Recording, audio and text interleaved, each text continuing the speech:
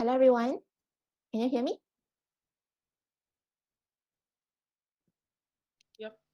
Okay. So I'll start now. So a very good afternoon to everyone that joined us today in this afternoon. My name is Jessica Tay Ying. I'm the current MyPSA Education Officer 1920. Before we begin the webinar, I would like to remind all the participants to stay mute and off your camera throughout the webinar to ensure a smooth flow. If you have any friends that have wanted to join the webinar, but the registration is full, you may invite them to watch this on live streaming on YouTube with the link I will be sending shortly in the group chat. This link can also be found on my MyPSA Instagram bio.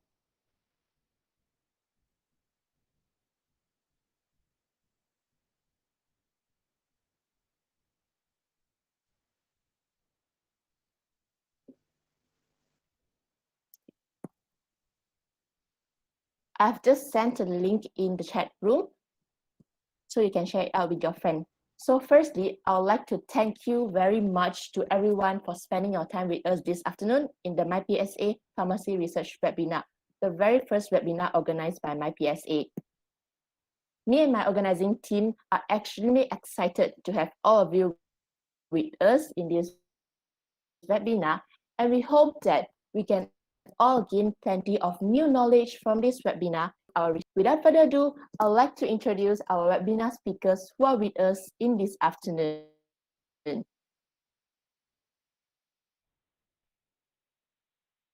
First, we have Dr. Aisha Fatima, who is going to share with us some useful tips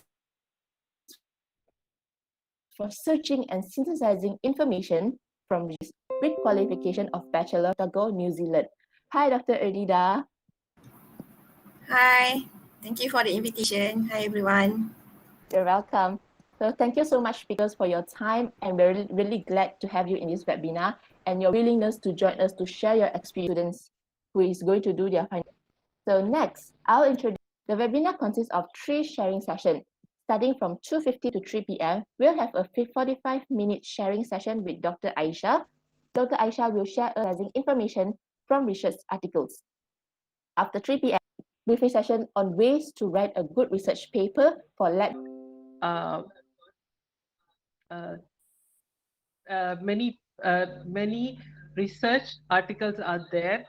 Sometimes there are 30, 40 articles actually, or maybe 3.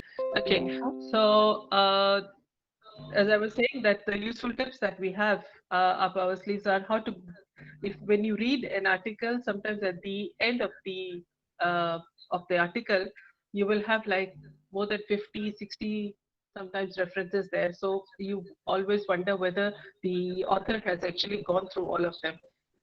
Most of the time, yes. Okay, we go through all of them.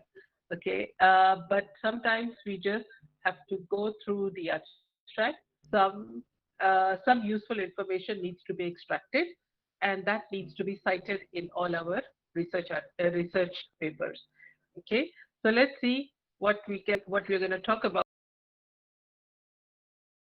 things, and there are no need to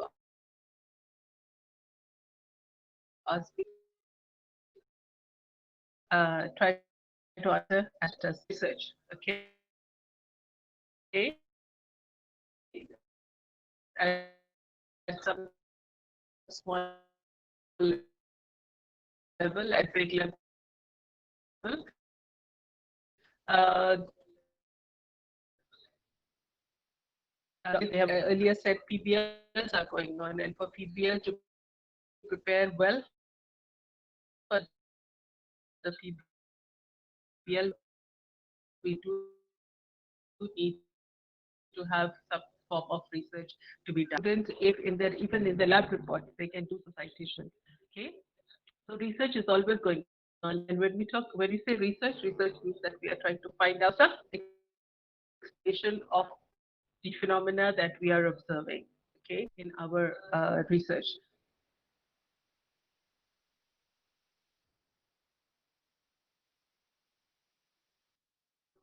So what do we really look for? And like the picture says, it's really we like to really scratch our head sometimes. For example, my when the research says that, let's say just take a common example because we're all pharmacy students. Uh, we say that COVID-19 hydroxychloroquine was very active in the treatment of COVID-19, and everybody started looking for it. Okay, and whether it was useful or not, there were many clinical trials also for it or not. But at the end of it, they had to stop it. But then when the first thing came up, first time, it's that hydroxychloroquine was used. I'm sure many of the scientists were thinking, oh, it's a malaria drug. It is able to cure malaria, but how does it work for COVID-19? Okay, antiviral effect. And then we went on to look other drugs too that would attack the COVID-19 virus. Okay, so it's a center for study of phenomena. Okay, so we look for phenomena. Okay, we look for a variety of things to answer our questions. So when people started looking everybody related to the medical sciences, we all did look for it, how the treatment goes. Okay, and then some of us had good views, some of us had bad views, but we all did started looking for it, and there were several research papers that were published on it. So that's how we start looking into things. But did we all what did we all do? We started looking at Google. Okay, and yes, Google was and now we that okay, first start just Google it up. Okay, Bing was there, Microsoft was the one that started, and I still remember before Google there was I used to look for Yahoo. There was the search engine there. Okay, so we all look for things on our for our research to answer several questions that we want to do. So what do we really look for? Okay, or how do we start looking for it? Okay, we start looking for keywords. Okay, we define our research, we define titles of our research, and then we try to figure out some keywords. For example, when I started doing I'll share my experiences, so because that's the best I can relate to easily. Okay, when I did my master's earlier on, I was very new to research. So and when I did my master's, it was really the internet had just come in and the searching was very slow. Uh, but still, so I used to hang out a lot in the libraries and look for words there. Then I asked a lot of teachers. My teachers were very helpful and they guided me that how to look for keywords. Keywords are basically those specific words that can help you get started with the research. Okay, so I'm going to give you a very common example. I've written here some keywords. For example, we are looking for COVID-19 and we are looking for, and there's other keywords that we can have is that where it started. So we look for, we know that it started in China. So China is also another keyword. We know it started in Wuhan. Wuhan is another keyword. We are looking for therapies. Therapy is another keyword. Let's say we would like to say which other country it has, and we can look for USA, Portugal, Spain. These are all countries. Malaysia, for that example. Okay, and these are all keywords or specific words that you can look up for when you are trying to find out some information regarding the research that uh, on your research topic. Okay, so at the moment I have a student who is actually working on COVID-19 formulations. She's trying to do a systematic review. Okay, so later Dr. Anita will tell us what systematic review is all about. But when he started out, he said, "Doctor, what should I look for?" Then I told him, let's come up with a small title. Okay, so let's say our title says that we are looking for all the formulations that are being used to treat COVID-19. Okay, so we have got some keywords there. We've got formulations, got COVID-19, okay, and we've got treatment. So three formulations, okay, and we are going to look for whatever is available in the world. So that's defining as keywords, okay. So truncate means that do you want to type the whole word, or when you're looking for, this is basically on the internet research, okay. So do you type COVID?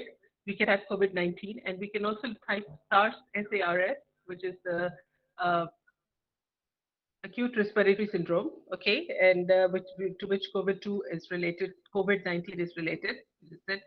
And then we've got some spellings there, okay. So spellings will make a lot of difference when you're looking for, and we look for synonymous terms. Synonymous means very, very similar terms. In order to show you all this, I'm going to go on the internet. I'm going to take off my slides for a while. I'm going to go on the internet and try looking for all these keywords, okay. Tell me if you can still see my screen, and I'm going to share my uh, screen with you and tell me whether you can see this on my screen. Are you able to Yes, look doctor, for? we can see Google now. Okay, okay, yeah, I'm on Google now. Okay, so I just explained a few keywords. Okay, I was looking just before I started. I started looking for the word COVID. Okay, so when I see, I just type C, and I can get a variety of words that start with C, and Google has become very smart actually. Now internet is very smart. So I guess COVID-19 because that was I was I it saves my history when I was looking for it, and it also says coronavirus. So and it also says the IMB and the Celcom, and these are other things that I might look for. But I'm interested in COVID-19. Okay, and I just type in COVID-19, and then I space, and then let's say if I type in the word and, okay, and okay, so now you can see it has given me a variety of search items, okay, and these are the other keywords that are related to COVID-19 that has gone through, and I can research on them. So most on top comes up mental health because that's the most searched topic, okay, people are very much interested, and economy is something also that people are very much interested in. Okay, education. Now let's say I'm not interested in all these, and then I say I would like to look for formulations. Okay, former smokers, COVID and former smokers. No, I'm not. Formulation. Okay, so it says it doesn't have anything for it. Okay, but let's see what does it come. Okay, so it gave me trends. It gave me something. Trends, formulation, delivery strategies for COVID-19. Okay, so these are all my keywords. Okay, so formulation was one of my keywords. COVID-19 was one of my keywords. And these are all the search results that it has given. And that's how I can go on. Okay, so it gives me, if I scroll down the page, it gives other things. Okay, so this page, this looks like as if it's repeated on some pages. What the search engines do is that they would really look for the pages which have my keywords, and then they would give back. So I try to look at all this. So in here, formulation. So all the formulation things, okay, formulations, feed labeling, okay, trial investigation formulations. Again, I find my keyword there, and I find tigroside formulation that tigris, okay, which is tigroside formulations eliminates COVID, and CDC is from the CDC, but it's from a newspaper article. Okay, and there are hundreds and hundreds of pages on it. Okay, I can, if I don't find anything interesting, I can keep on going on. So my keywords, okay, and then another thing that I would like to look at is, let's say, and I would like to look at hydroxychloroquine. Okay, so it gives me partial words, hydroxychloroquine. Okay, and then it tells me that there is a 200 mg that was being used. Okay, so effectiveness.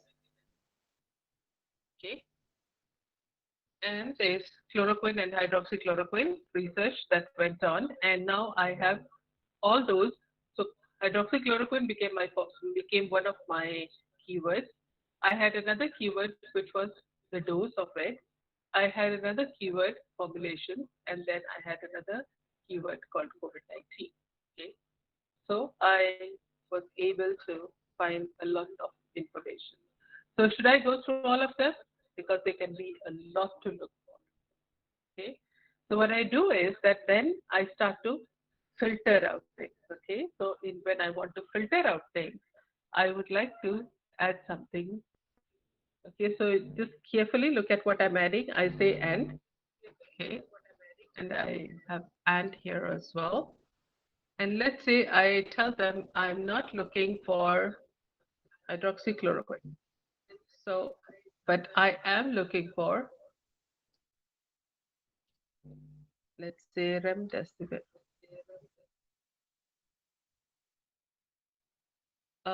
Okay, I'm going to show you something that happens here. Okay, so now I typed a wrong spelling. So Google is smart enough, it can actually tell me the wrong spelling.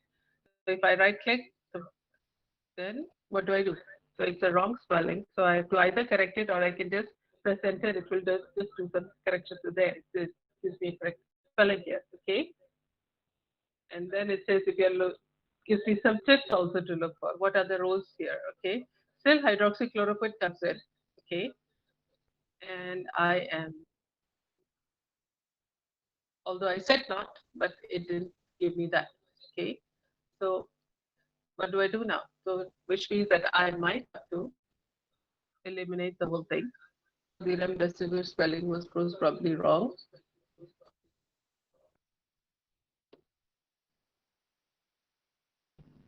Now only I get remdesivir, okay? And let's say if I that's and then Gilead is looking for it, and these are the other companies, and only information regarding remdesivir comes up. Okay. So tips. Okay, so what the get you can actually do this. You see my word and is called a Boolean search. I'm sure most of you know, and we those who are unaware, you can actually narrow down your research by putting up these keywords. Okay, and let's say I'm looking and then now it's only given me the coronavirus till it kicks off an inhaled one, and I can look at these web pages, okay, and whether it is newspaper article or it is an actual article, okay. So if I have NCBI like this website, like this one coming up, okay, and PMC, and it has got these articles, these are all coming from, these are all research articles that I try to look for, right, okay. And there is Elsevier here. So there is the drug monograph also that it has given, okay, on remdesivir. And if I just click on the page, I can actually go through it and get some more information, find out more on the clinical solution. That takes some time to load. And if it doesn't have any pictures on it, it will load a bit faster. And if it does, if it has, it's slow. So this is all the information that I can get. Okay. So now I start reading, and then I start. The next step is, how do I start to filter through it? Do I read through all these articles, or do I narrow them down? Okay, how do I narrow them down? Narrow it down. I might be. It's not possible for me to look through all of them, and it gets a bit too much, too taxing because I'm reading on the internet itself. Okay, so what do I do? How do I start filtering in my next step, which is the I try to look for only those things that I am really looking for. Okay, so when I told my student that I was looking for only the populations that are being used in COVID-19 and that have been approved only, then he has to look for, he has to further narrow down. And so he went through all these articles and then not really went through. And then I told him that the next keyword that he might have to look for is he has to look for those that are approved by the FDA. So the next keyword that I have to come across come up with is that I'm looking not for just remdesivir, I'm looking for FDA approved, not an antibody test, maybe a drug, a medication. And so it gives me ivermectin, FDA, two new drugs that are showing, two more FDA approved drugs. Okay. So FDA approved drugs are going to come in now. Okay. So I'm going to narrow down my search, look at all the FDA approved search. Okay. Okay. So slowly, steadily, I have to narrow down my search on how, what do I read through. Okay. Now, the next thing that I can, okay. So much so for the keywords, narrowing them down, looking for spelling errors, and for something on the Boolean search. So I'm going to go back to my slide, and I'm going to share with you what else, what other tips that we have. Okay, so as I just said, when I was looking for all these things, okay, so I have to look through the Google search engine. Okay, so there is a cycle that I start. Okay, so because I cannot just stop at one article or two articles, I have to look for a variety of articles. So when I have to look at variety of articles, so what do? I have to look through a search engine because that's my first source of information that I can think of on how much of data has been published and where the data is. Okay. The next thing that I have to look for is to look for in a database. Now, what is a database? Database is basically a compilation. So what are the databases that I usually look for? Okay, is share with you The database usually that I go for is called Science Direct. Okay, I'm sure some of you have already know about it. Okay, and I just go to the Science Direct because it has generally got all the information that I might be looking for, and as the SARS. So it's already there. Okay, so again, it's asked you for the keywords here. Again, we're mentioning about keywords. So just look at the keywords there. If you know, if you're looking for a specific author, if you're looking for a specific journal, you can all mention it. But most of the time, we just go for, let's say, COVID-19. Again, there's a word Boolean search for me as and formulation.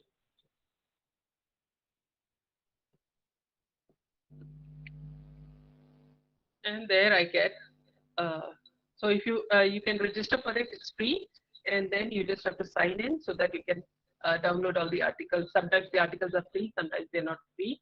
If you have a free article that is already available directly downloadable from here, you can actually download it. So thrombotic thromboembolic disease, are these the one that you're looking for? Okay, hand sanitizers, stability studies, fast deployment. Okay, so it looks like I still have to narrow down. Okay, so now advances in possible treatment. I get a review article, okay, and then it also tells me it's the full text access. Okay, so let's see if I click on this, and it was just published. It's the European Journal of Pharmacology. Okay, it's a known journal, and it I can go to access through my institute. Okay, so if my institute has got some of the institutes, universities have got full access, especially the public sector universities. They've got full access to Science Direct, so you can download the articles from freely. You can download the articles. Okay, and then this says that it was published. You can get some more information on it. Okay. 15th September, it will be published, I suppose, because it says 15th September, not yet.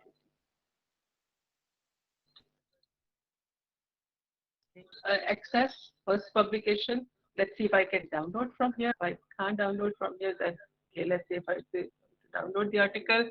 What does it give me? Okay. Okay, it seems I can read through the article. I can fully download it. It's available for me to download. So there's a full article that's available, and I can read it online, or I can also download it from this link here. Okay. So what do I do? So let's say if it is interesting to me, how do I single it out? Okay. Uh, I single it out as in I. It's a bit small, I suppose. Okay.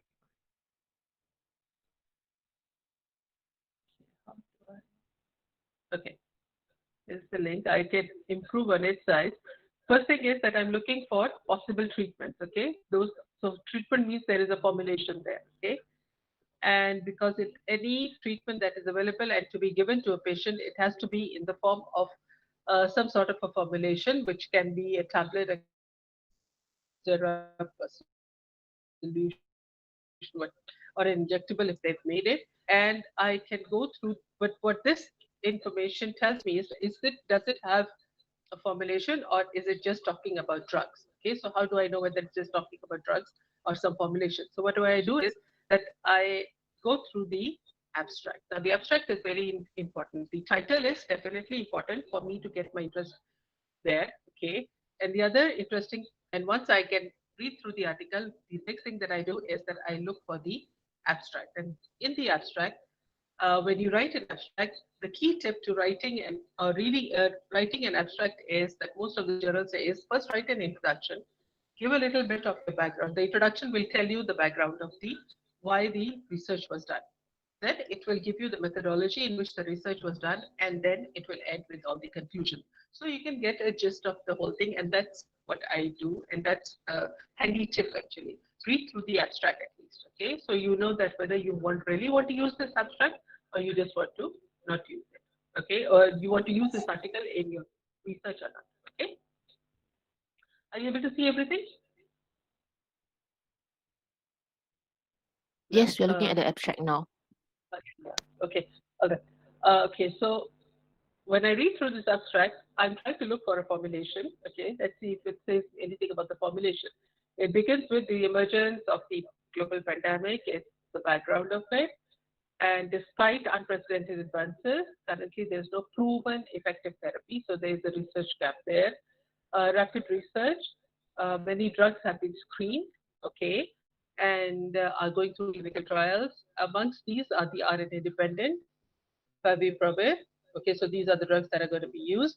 There are some biological agents, which is the biopharmaceuticals, and then it tells me anything whether it just tells me about the drug, but it doesn't tell me anything about the formulation. Okay, so what do I do? So if it's a full article, I can at least go down and look for whether they're talking about anything on the drug, the yeah. Okay, so recommended agents. It talks something about it, and then it told me that yes, this article could be a bit more useful. But what do I do if I don't have uh, a full article? Okay, so that will be the next step. But this is what I'm looking for, and it gives me some good information there. Okay, and then I can look through whatever the doses that they are giving, and so these are the formulations that are there. Okay, so it's a good article, and so I can download it and I can save it. Okay, and once I save it, it goes into my computer. Okay, so I'm going to go back to my research, my slide, and then once I've gotten into the database, I now start keep downloading articles, and it's always useful. You put them together in one good folder. Okay, you name the folder according to whatever research you're doing, and it's good to have it there. Okay, so for the Boolean search is what I did earlier on. I use the word really narrows down or filters there. Okay, then the other thing that is very handy, that comes in very handy, is after I get one article, is to look for other articles that are referenced at the back. Okay, and once I've gotten those, okay, so let's see how I do this. Okay, so let's go back to the same article that we were looking at just now, and we go back all the way down to the reference section. Yeah, we're a bit fast. Okay. Okay, so these are all the reference sections there. Okay, in this reference section, I can read through them. I can get the titles here. Okay, and these titles will let me know, number one, what research the authors have done. The other thing that it lets me know is there anything that I can further use for myself. It says here structure-based drug design. So I basically know from here what are the how they have done it. So structure-based drug design is actually an in silico way of doing, or a computer-aided drug design way of looking of knowing the suitable drugs that are useful for the treatment. The other thing that looks interesting here is that coronavirus is susceptible to the remdesivir mediated by this. Okay, so this is how they came. Then there is corticosteroid therapy for critically ill, which means that it is quite possible that they have looked through it and we can find a dose there. So there is corticosteroid therapy. There is also the uh, Gamifant FDA approval there. Okay, and then I can follow any one of them, or okay, which I look for. Let's say my interest would be in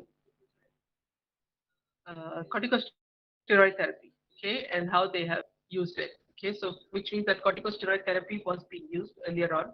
I just click on it. If it's a linkable get, if it's not, then I just copy paste the title in Google again and then go through it. Okay, so internet looks a bit slow.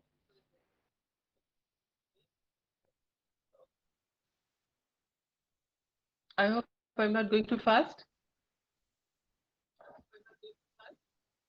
I think it's clear, crystal clear. It's not too fast. It's just nice speed. Okay, while this is loading, there are two questions that somebody asked for me. Should I restrict the questions to later on, or can I answer them now, Ms. Jessica? Since it's loading, I think you, doctor can answer now. Hello, Maybe we Ms. go to the Jessica? since it's loading now, maybe doctor can answer now. So maybe we can go to the first question. Okay. In order to do citation, for sure the most recent article The is the question best was, from Akbar Jaya. uh, Okay, I'll read the question.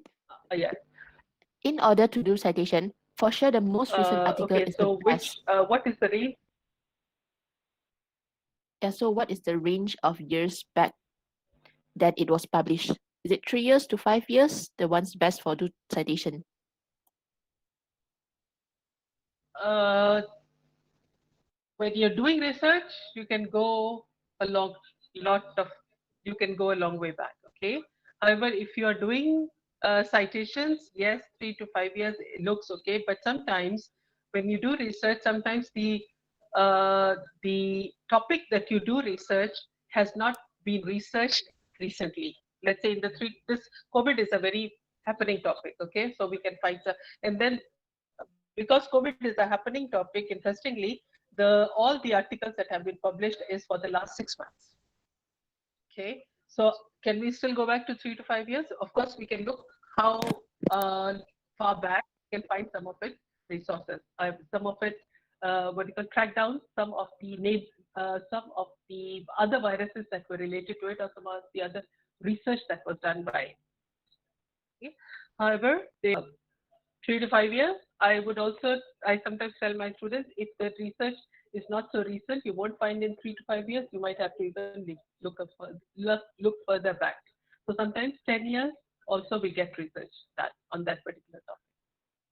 Okay, so good if you can find it, but depends entirely on your research topic. Okay, so it seems it has loaded and it was a Scopus citation, and I will have to do some more research on to check my access, look for free journal ranking. Okay, so if it goes to all this thing, then I get a bit frustrated with the whole thing. So what do? I just take the citation from here. Okay, I just copy paste this whole thing. Okay, I will try to find if I can copy paste the whole thing. Okay. Just open another browser and it says here corticosteroid therapy for critically ill in Middle Eastern respiratory syndrome. Okay. Corticosteroid.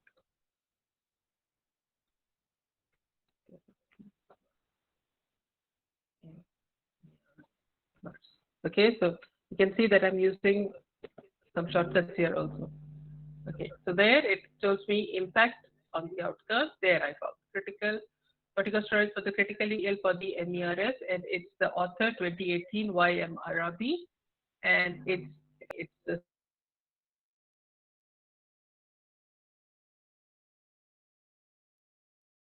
the author was Arabi. Okay, so I can glance through it, look through it again. Okay, click on it. It should give me, and I should be able to get through B. Okay, so now it's more easier. I look what they have done, what conclusions they have reached. Okay, are not associated is was not associated with difference in mortality after the adjustment of time varying. So do I still want to use it? Depends on what I'm looking for. Okay. So just an idea on how I look back through my references and whether I know it's useful or not. Okay. Okay. So it's important that you go through this list. This list is always a starting point also for me. I always look through it. For example, when I was doing my recently, I was asked to look for some articles on in silico therapies. So looking for an in silico therapy, I would be looking at structure-based drug design. Okay, and I would be looking for if somebody else has done any in silico work on this. Okay, and I go through the list to find out whether somebody's because it all looks like in vitro susceptibility for 10 clinical isolates, and nobody is doing any in silico therapy. So if I don't find any, then I have to do some more Google searching around. Okay, for in silico therapies. Okay, okay. So this is this list.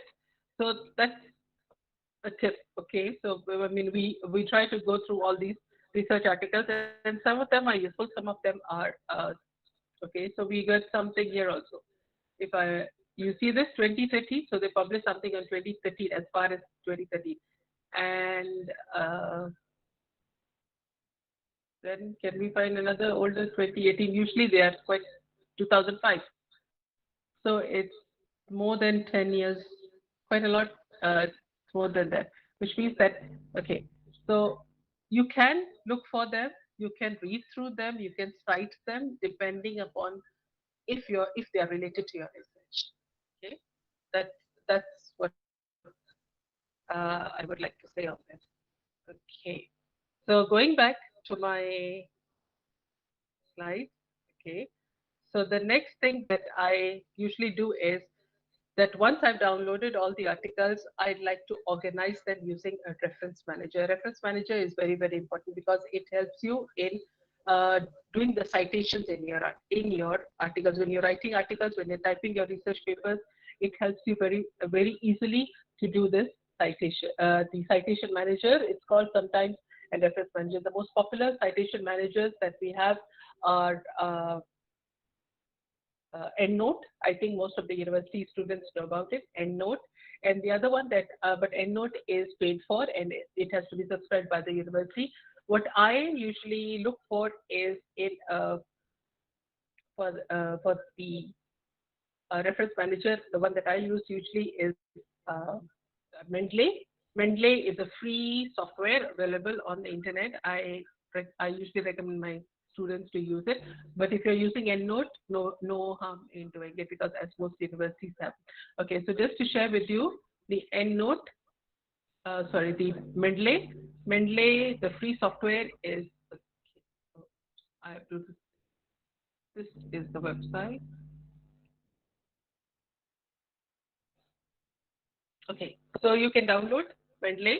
Okay, you can register for it. Okay, it's a free registration, one-time registration. You one-time register it. You can register it with your Google account, and once you've done that, you can actually get it onto your desktop. It just launches on your desktop. Okay, and then what you have to do is that you have to add in your article.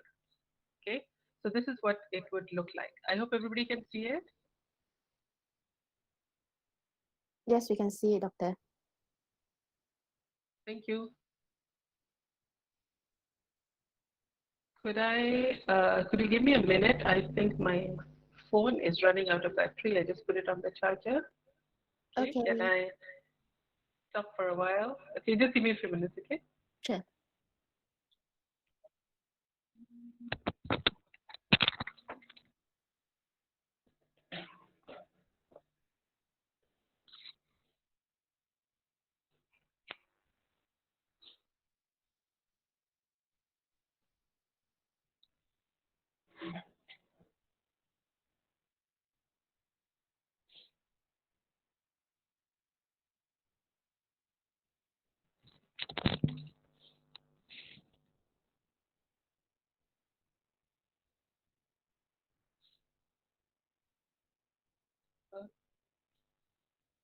Okay, back. Okay, so I hope you can see this. Okay, so this is how the Mendeley loads on top. Okay, and then what you have to do is you have to just add in whatever articles or you found. Okay, you can organize that. Okay, and it just says here add files. So just add files, and these are something I have collected on COVID. So I just add on. You can see here in silico therapeutic agents for drug repurposing. I just add on. So I just select all of the articles that I want. Okay, one shot, and I can open them and it will start to add them to this. Okay. And once it adds them to this, what I have to do is that I have to go one by one. Okay. And what it does is it organizes for me right there. Okay. It's from the Journal of Pharmaceutical Sciences. It was published in 2020. Okay. And these are the page numbers. Okay. And it gives me the authors, everything is there. Okay. Let's say I am now I would like to cite this. Okay. Now citation is that I'm writing an article. I'm writing a journal article, and I would like to put this on my. I would like to cite this any one of them from here. Now the advantage of having this Mendeley is that it has a tool here. It says install. If I uninstall this, okay, so because I've already installed this, there's an MS Word plugin there, which means that once I install this plugin, when I put on Microsoft Word and I go to the reference section, it will have the insert manager there itself. Okay, this is the insert manager by Microsoft itself, okay, into Word, and this is the one Mendeley is there. Okay, so now let's say I would like to insert a citation which I've already stored in Mendeley, and I'm writing something here. Okay, let's say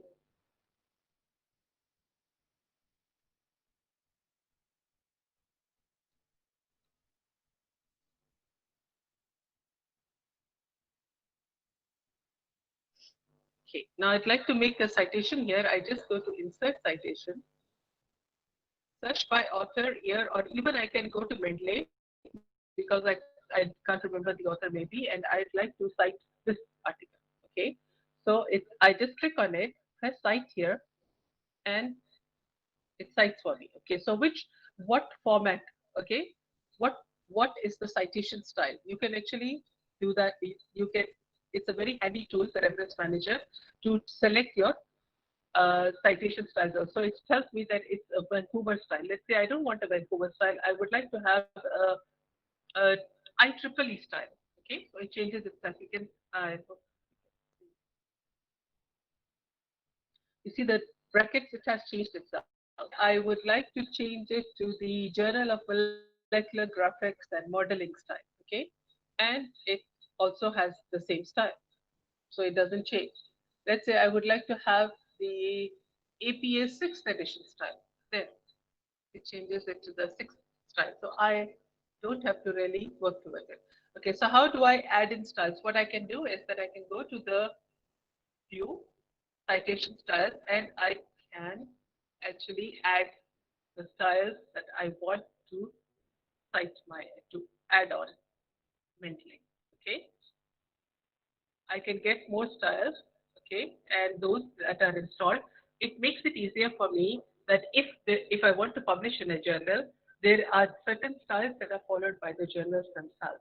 So while I'm writing my research articles, I can actually switch to the style, referencing style for the journal that who wants me. For example, there's this journal of molecular graphics. Okay, so I'm saying use this style, and so I will be able to use this style here, and I have to switch from my style here.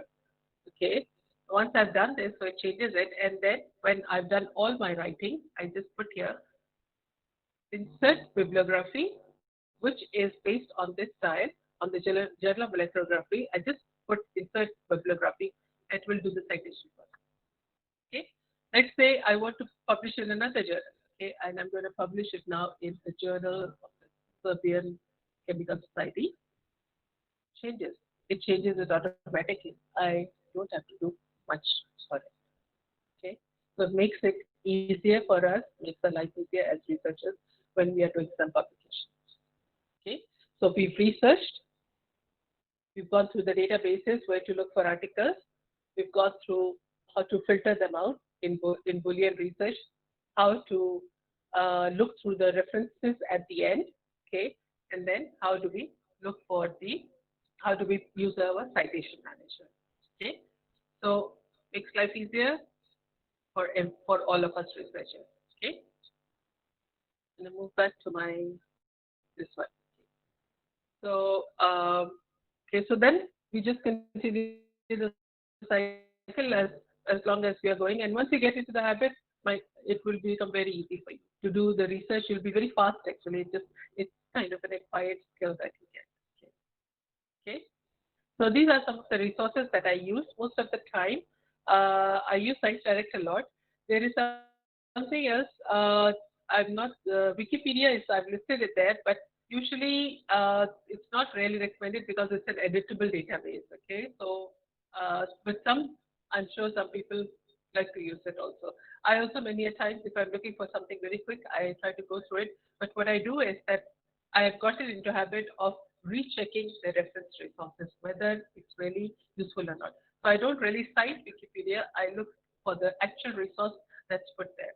And if it is, and then I can know whether it's edited, it's correct or not. Okay. But Wikipedia is always usually on the last of my list. Sometimes if I can't find anything anywhere, I just have to go through it.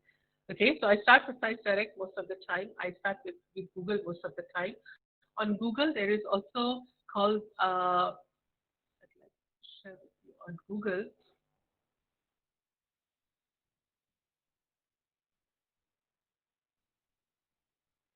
There is also Google search. Google. Let me just go back. Okay. Let's say I'd like to find some. There's also the Google Scholar there. Okay. I hope many. I'm sure many of you know about it. You can look from here. Okay. Google Scholar, or just type here Scholar. There it is already coming. Scholar.google.com. Okay.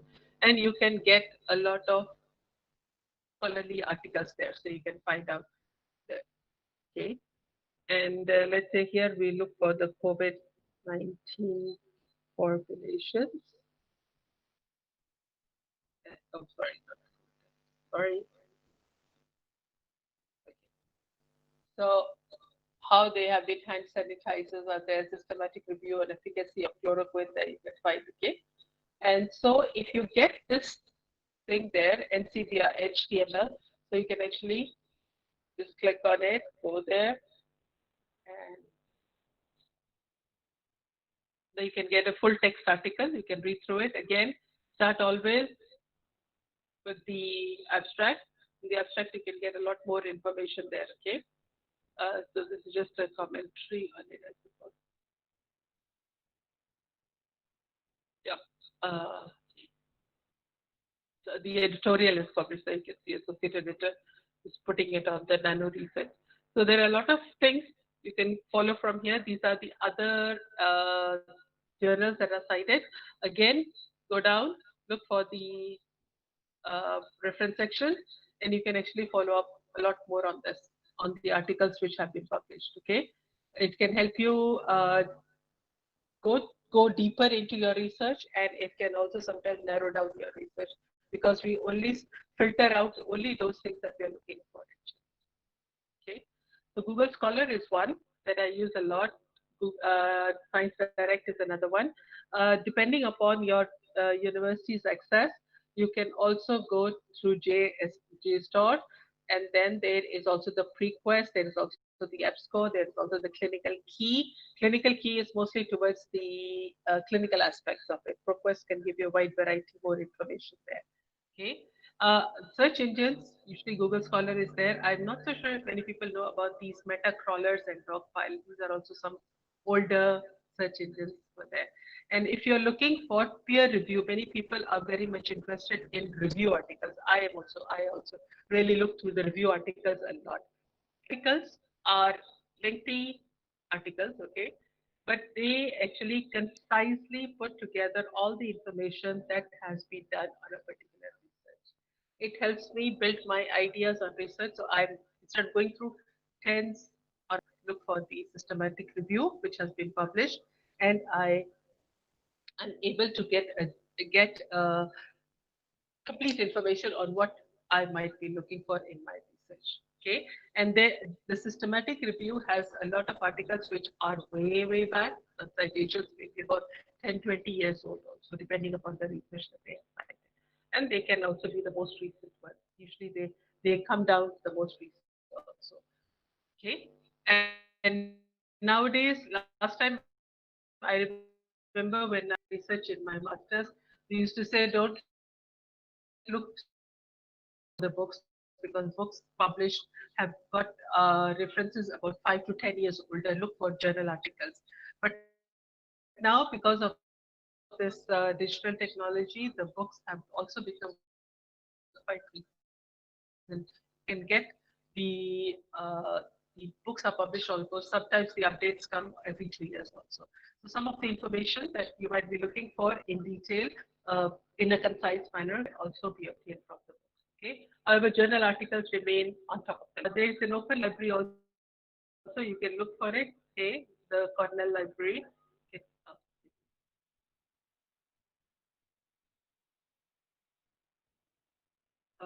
It's taking a bit of time. Okay. Okay, Mr. Des, while it's loading,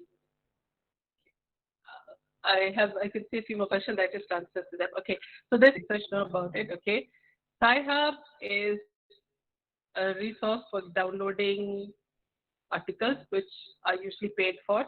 Okay, and if I cannot get an article, I usually would go down to SciHub and do it. Okay, so let's say if I cannot get these are usually free articles there. Okay, so sometimes let's say let me try one, which I cannot get usually.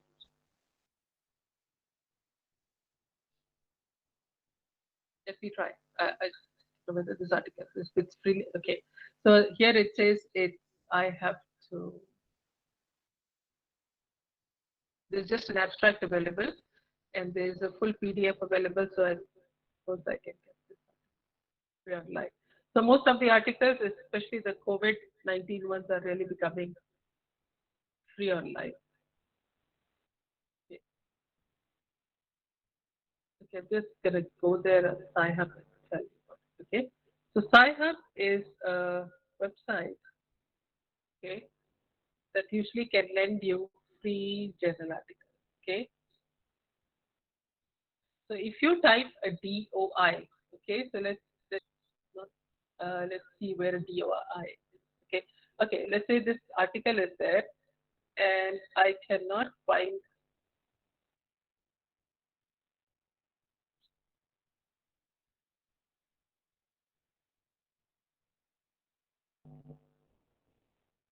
this Scopus article, and it takes me back to this Scopus one. Okay, let me try typing the name. Like it is a function of T705 against influenza.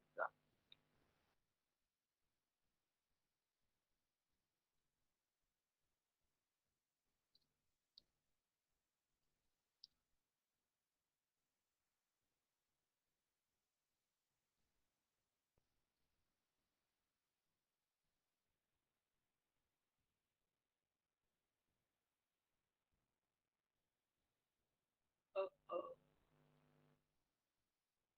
So it says that the link is temporarily unavailable, which means this is not a downloadable article even in SciHub. But what do I do is that I usually would go for my DOIs. Okay, so a DOI is an online in ID. Okay, I'm sure most of you there it is. Okay, so this is a DOI there. Okay, and I can just hit here. Okay, now this is specifically for those articles which are you cannot find freely online. Okay? And there it will keep. Now I'm done with it. Okay, with my topic. Okay, Okay. thank you so much. Thank you, Dr. Aisha, for the very informative sharing just now. I believe that Doctor just said what we feel as a students with plenty of research, but we don't know where to start. So, but the tips we have today is going to be very useful for our future research and assignments. So without further ado, I'd like to introduce our second speaker of today, Associate Professor Dr. Jamia Asdina Jamal. Doctor, you can have the floor, please. Thank you. All right, thank you very much. Can you see me? Can Yes, you I hear can see me? you. All I right, can hear you good. as well. Right, okay, so I'll present the entire screen.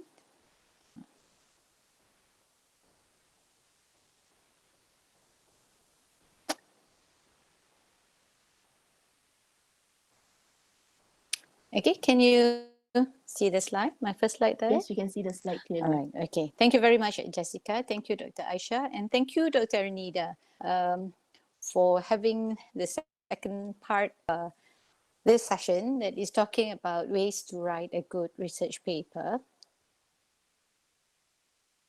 First, I would like to talk about the lab-based research, and Dr. Arnida will follow through for the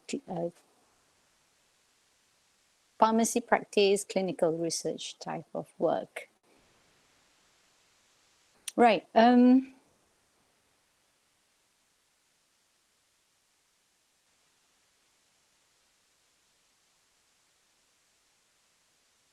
would like to start my talk this afternoon. There are actually three aspects that I would like to on in semester 7. So 8 credits out of about 140 credits. So that's quite a lot. So if you get an A, so that definitely will boost your CGPA. But if it's only like 2 credits, 4 credits, well, of course you can do well as well. But I must tell you, to score for a research paper, to score an A for a research paper is so easy if you can follow all the steps that I'm going to talk about. But first, I'd like to explain about why you do research. Now, going back to your all pharmacy students, Bachelor of Pharmacy program in Malaysia. So if you are in, according to our Malaysian law, we have an act, we call it a Registration of Pharmacists Act. It says that the Ministry of Health in Malaysia will only register you as a pharmacist if you are a qualified graduates from a number of schools listed under the registry. All right.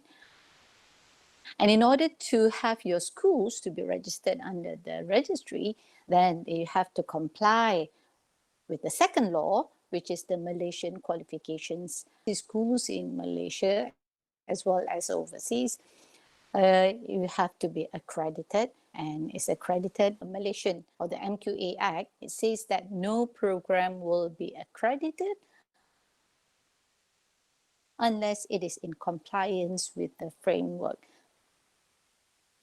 That is the Malaysian qualifications framework. So according to the revised MQF, the second edition, published in 2017, it says for that your minimum learning load should be 120 credits. So research skill.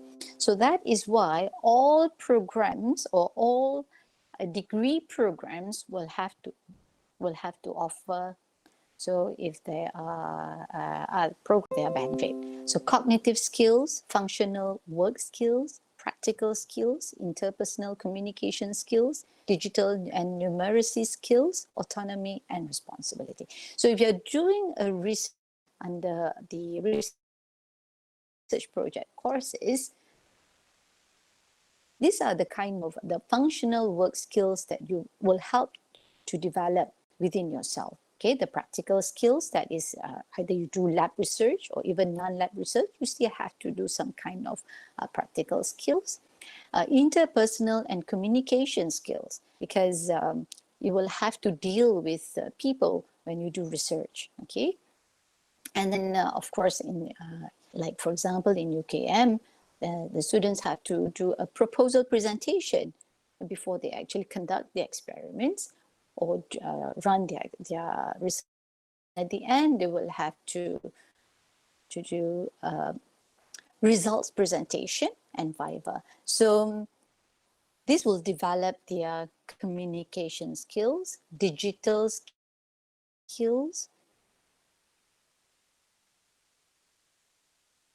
using statistical numeracy skills, of course, especially if you're doing some kind of quantitative research, then it will involve numbers. So you have to analyze these numbers, and even if you do qualitative type of research, then you will have to have statistics, yeah, probably, to actually determine whether your data is reliable and valid.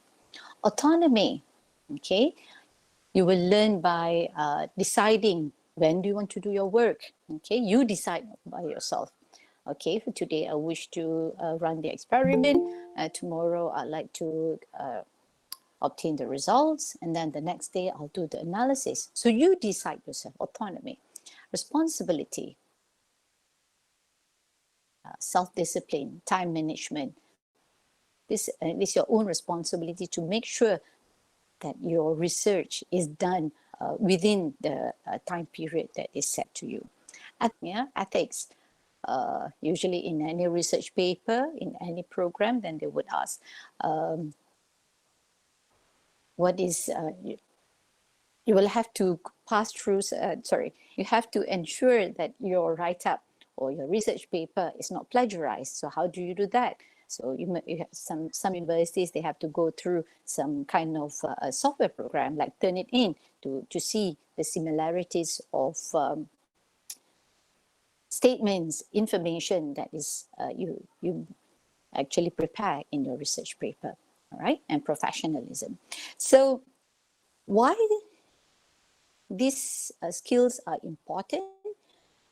Because according to the Future of Jobs report, reported by the World Economic Forum, in 2020, these are the top 10 employability skills that graduates or employees should have, or employers are looking for. Complex problem solving, critical thinking, creativity, people management, coordinate, emotional intelligence, judgment, and decision making. All the same, negotiation and cognitive flexibility. All these 10 top 10 employability skills you can actually develop, or you can actually inculcate when you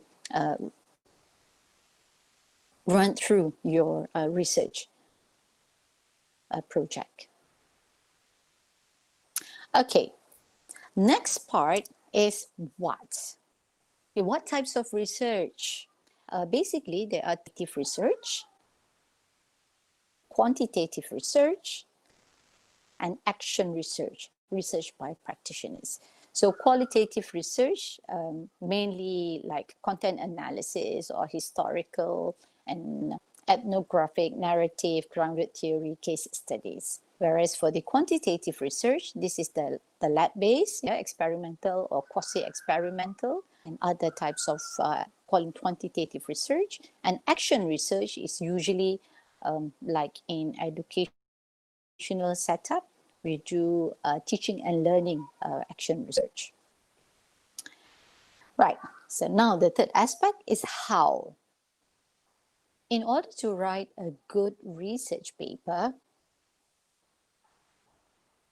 you will have to have an excellent study design, all right? So let me go through one by one.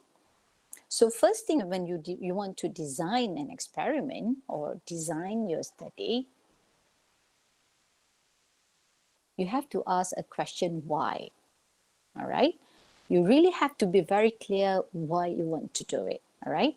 And the why will actually be used to determine the title of your research paper, as well as the objectives. You need to justify, you need to be very clear about the justification, your hypothesis, right? Why you need to do the work, all right? Then you're going to do it, all right? So basically, you need to know what is the methodology. So the methodology will have to be a validated methodology, and ensure that you get, so that you can use a validated techniques, so that you can get an accurate and precise results. So then you also need to question yourself, where are you going to run this experiment? So if you're doing a lab-based research, so which lab? What type of labs, right? Who will be involved? Especially if you're doing lab research, then you would need to deal with your lab personnel. So you need to know who are the people that you need to, or if you need to purchase some consumables or even the drugs or even chemicals,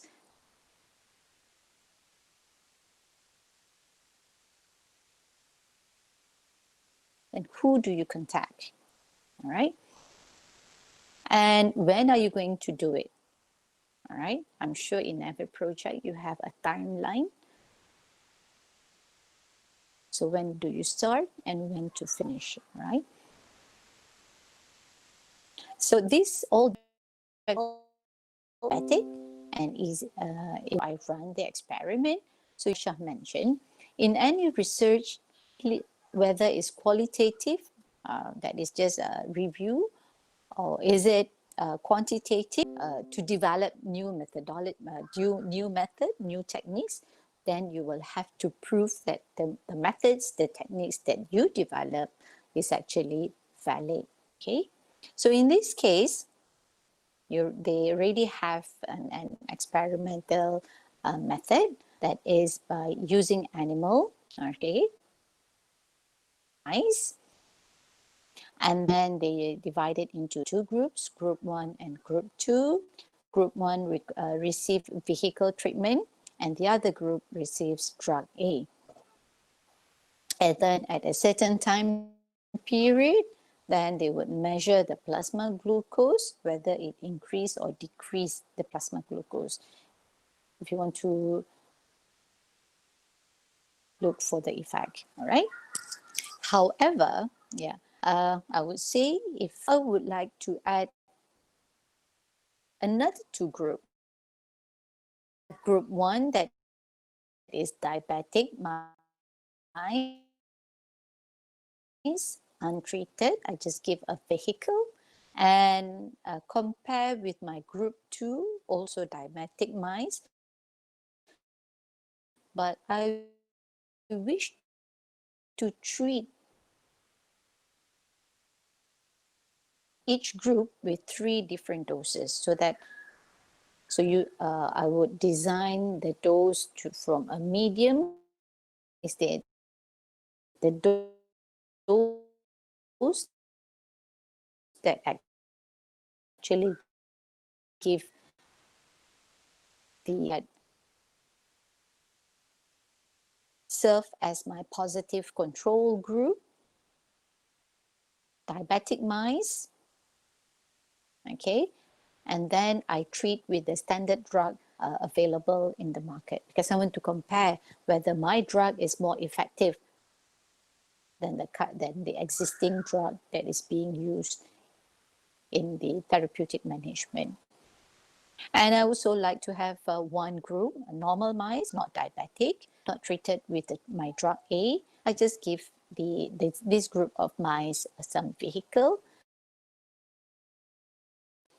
Mice will constitute to a good research paper. All right. So to research,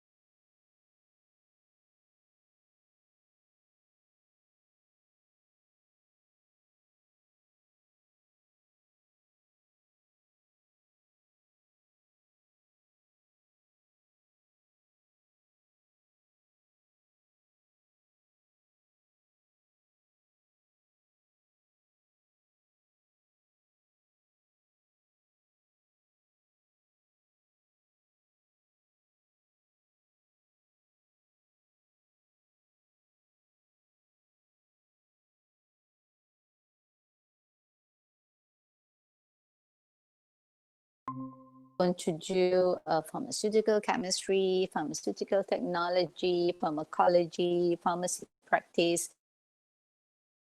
That depends on your personal interest. But if you're not given any choice, for example, in UKM, choice, they will just be, their names will just appear with the supervisors working. All right, so conduct your literature review. When you do literature review, it's not just copy and paste, but you need to read, and you really have to make a critique. Okay, it's not just copy and paste from one article and then put it in your research paper. No, you need to make a critique of the paper. So that's why it says study and execute the research work, right? Once you have obtained all the information and data, you need to organize the research data and then develop a thesis statement that is, what do you have actually? Is it negative? Hello, doctor. We can hear you, but it's a bit soft.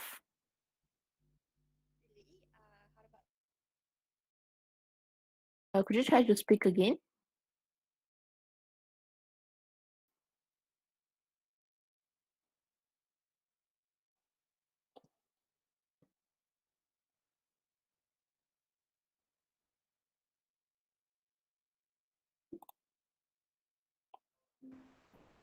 Hello, doctor. Yes, can you hear Yes, I me? can hear you now. Right, okay. I'll just take out the earphone. Okay, now I'm gonna share with you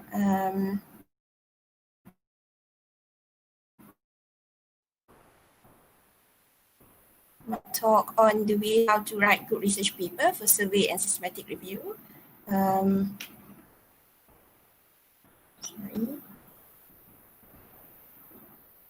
I would like to thank MyPSA for inviting me to join this event. Hope you guys can bear with me because this is going to be like 3:30 in the weekend afternoon. Right.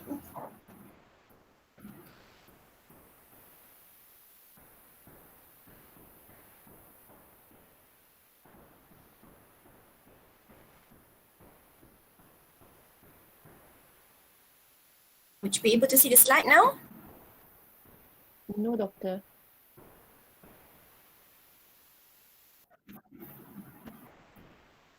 You can see it? Sorry? We can't see. Can you see it? No, we can't. All right. How about now?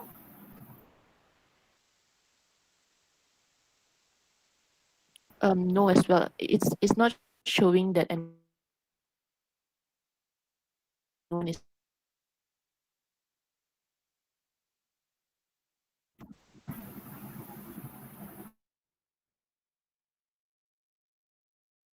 Sorry for the technicality.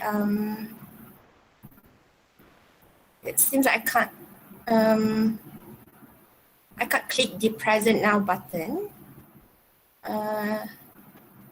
You can't see any of my slide, isn't it? We can't see any of your slides. Now it's loading. It's showing. It's presenting.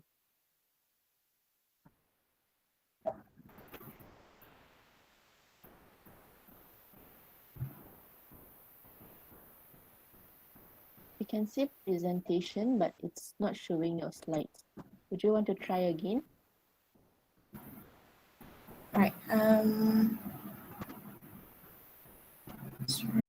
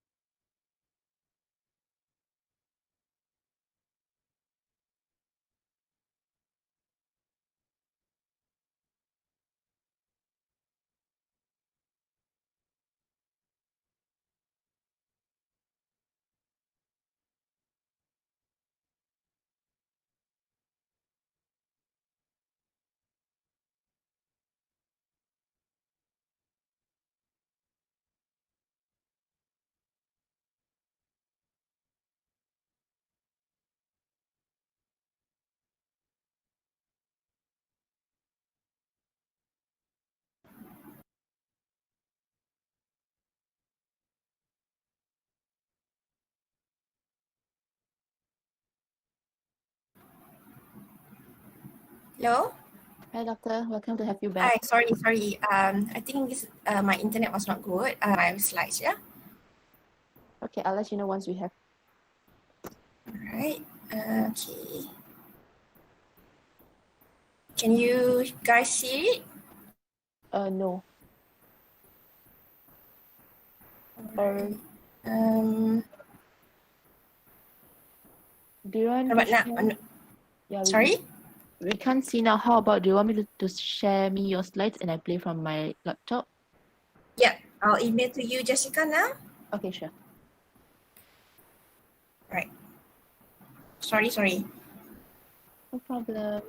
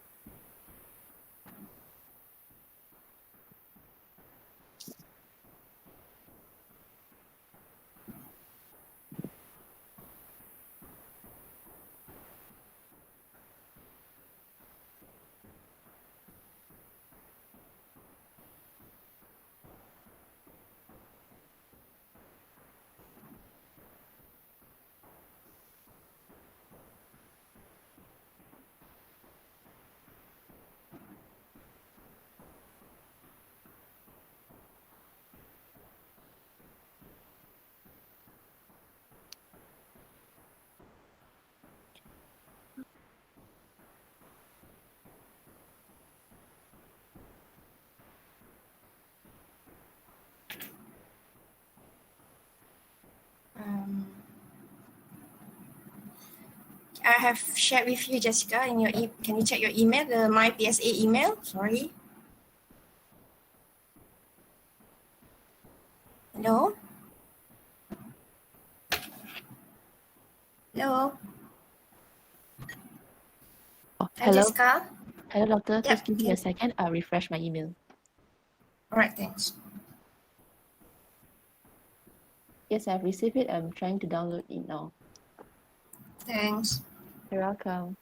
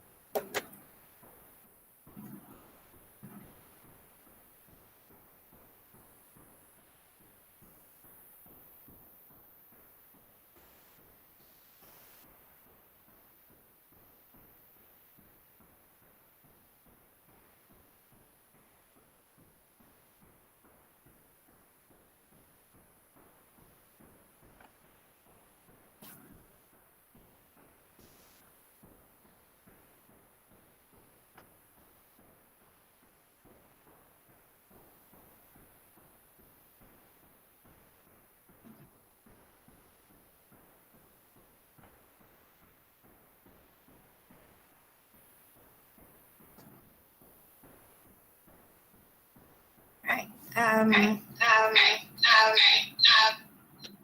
Can you see my slides now? All right.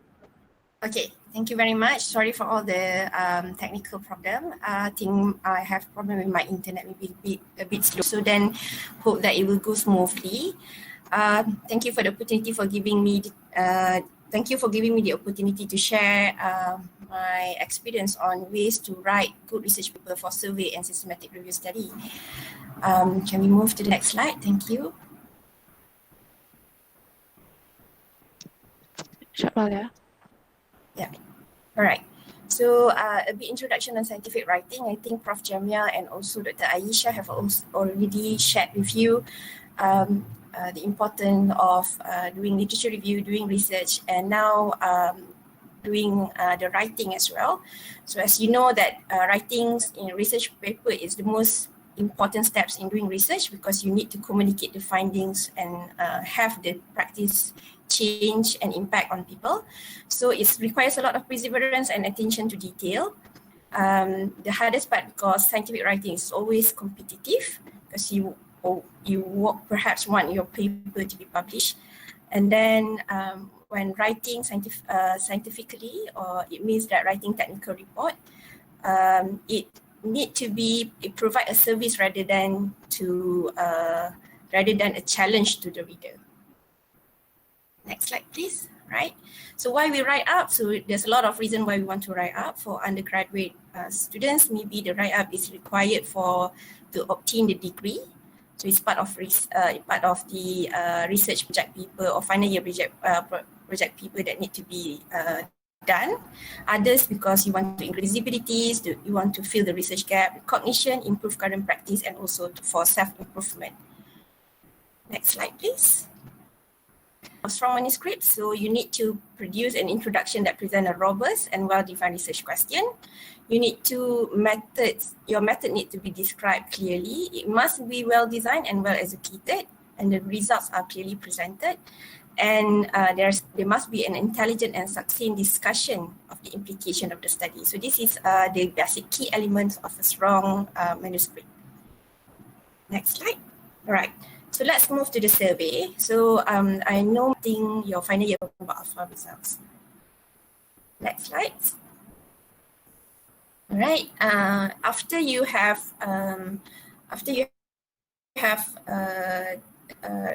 write about the tools that you use in the survey, then you need to write about your data analysis. Describe how do you analyze effectively, whether you use some tests, inferential tests, then you need to describe the software that you use and the type of test that you use to analyze the data. For example, the data was analyzed using SPSS version 15. T-test was used to compare the knowledge score between female and male students in the study. And then you also need to report in methods about the significant level set for the finding. For example, the p-values. So if you set the p-value of less than 0.005 are significant, so this must be included in writing up your methodology. In your methodology section, you need to write about information on ethical approval. So of human or animals, you must obtain ethical approval from your committee. So this information need to be included in your write-up for your methods for survey. Okay. All right, so how do you write the results? So you need, in survey, when you're writing the result, you need to describe the respondent, how many subjects were approached, how many actually included or answer respond to your survey. And usually in first paragraph, you also include the demography, the information on have it presented in a table, and also summarize it in a text. And then usually this demographic data was expressed in values of number or percentage in bracket. Results, which is you need to report findings. So how do you report the findings? The findings should be arranged relevantly to the question or the study objective. So you may want to report the findings according to your objective. And then if you have extra findings, then you may report it as a secondary or incidental findings. So do not omit any unexpected results. So usually students like to hide or don't want to report the negative findings or non-significant findings. So do not do that. Please report every results. But those who are not satisfy you may want to discuss them in the discussion section. And then when you write the result, you must make sure that you use appropriate statistical term.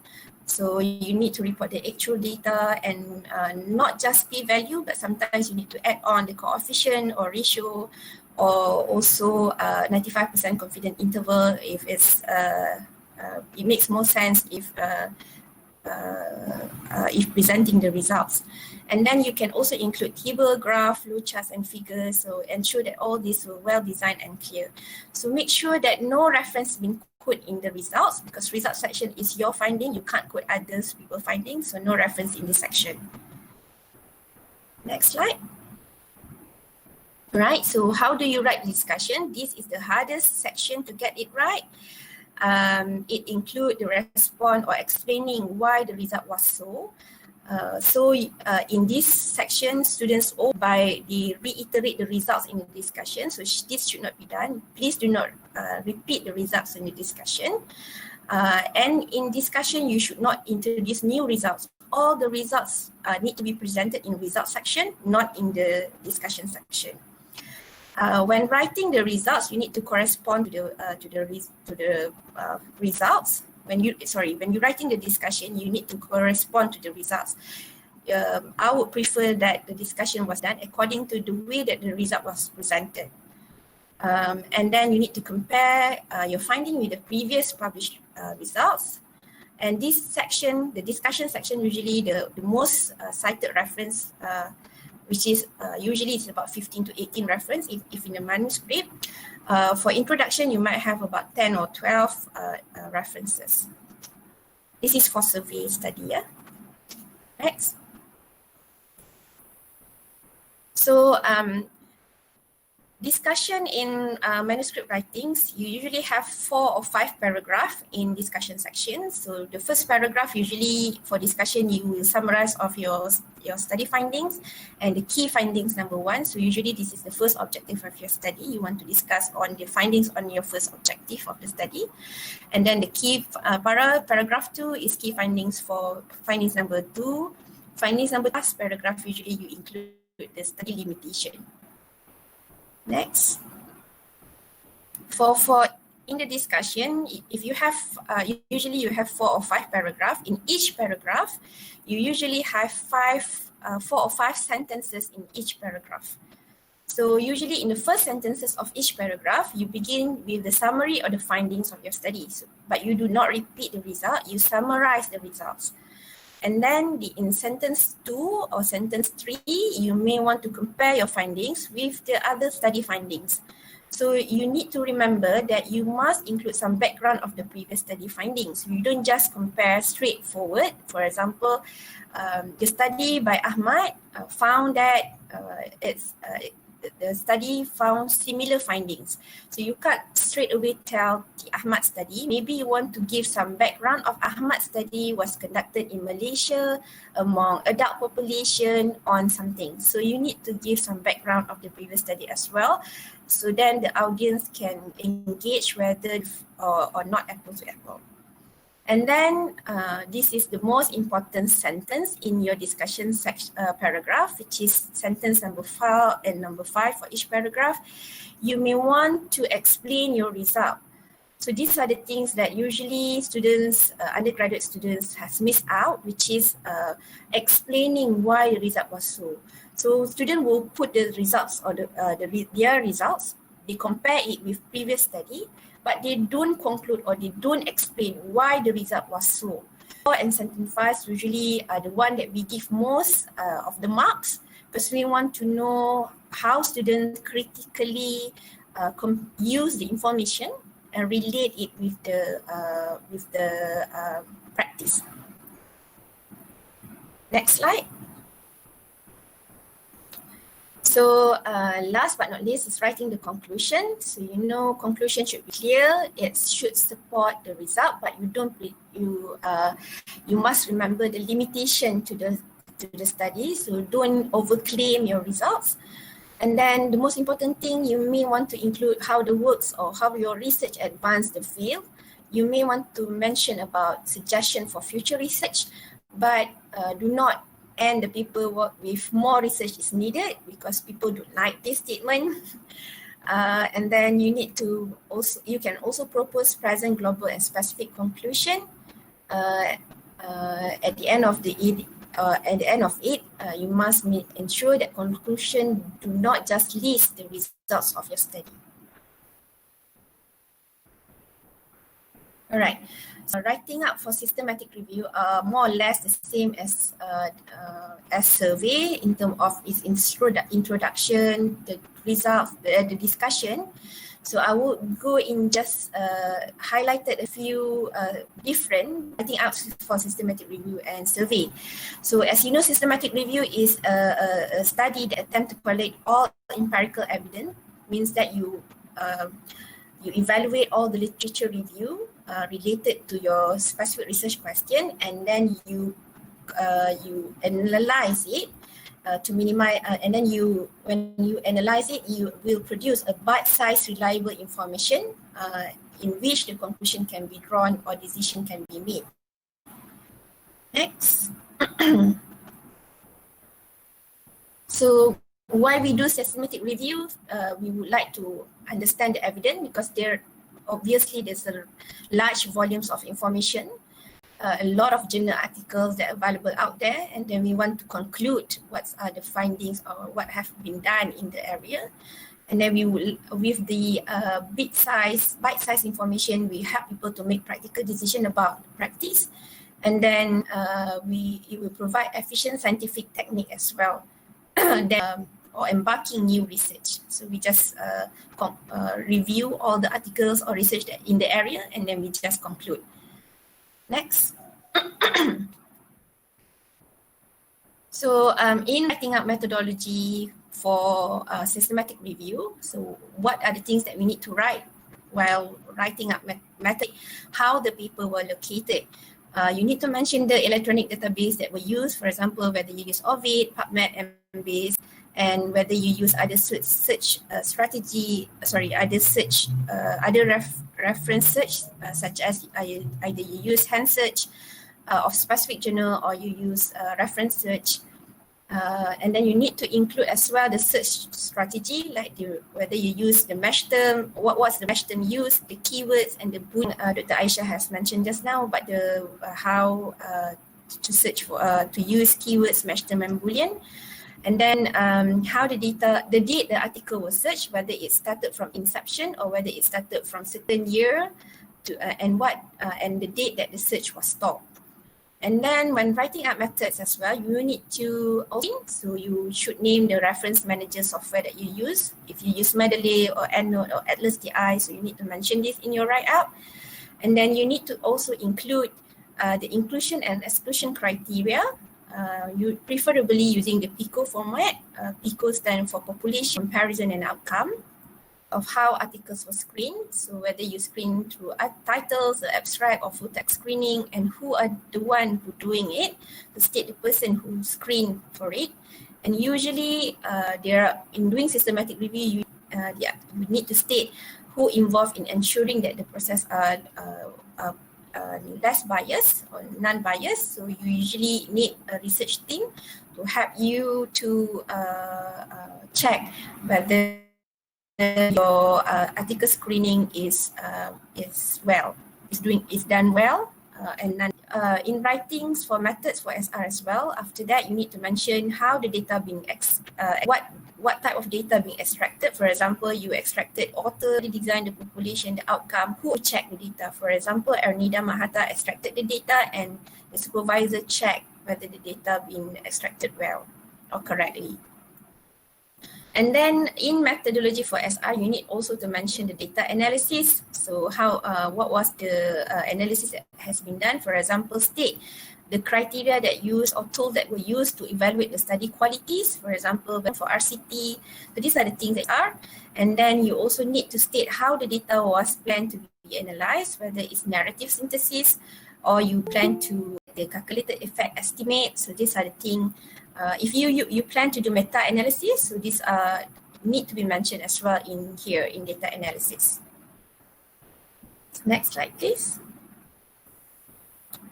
So let's move on how to write the result for systematic review. When you already had the result usually the first paragraph of your result has been outlined. So we want to prevent the bias in selecting articles into our review. Thank you, Dr. Ernida. We have one additional questions from the floor for Dr. Aisha.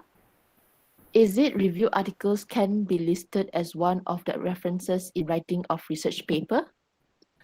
I write, yes, because I do quote review articles. I think, but depends on the supervisors whether they would like to see it or not. Because I always think that they give a very critique or they give a summarized view of what your research is all about. So I don't mind if my students do it. Okay, but then your supervisor is the best person to tell you that. Okay. Okay, thank you, Dr. Aisha. All right, the end of Q&A sessions mark that we are at the end of the webinar this afternoon. Thank you once again for all our speakers, Dr. Aisha, Prof. Jamia, and Dr. Anida for your willingness to join us this afternoon. And I hope that all pharmacy students will be able to write a more impactful research during their final year project later. Thank you for bearing with us throughout the webinar, and we apologize for any technical issues arise. Before we end the webinar, may I know the speakers have any words to the students? Yeah, we to say good luck to all the students and all the best. Yeah, good luck everyone and enjoy doing research. Good luck, everyone. Do let us know if you have any queries further other than this, other than you asked us. Okay, you're most welcome to ask us. Sure. Thank you. Best of luck. Thank you all speakers. Thank you all participants. Take care, everyone. Thank you. Bye. Bye-bye. Bye.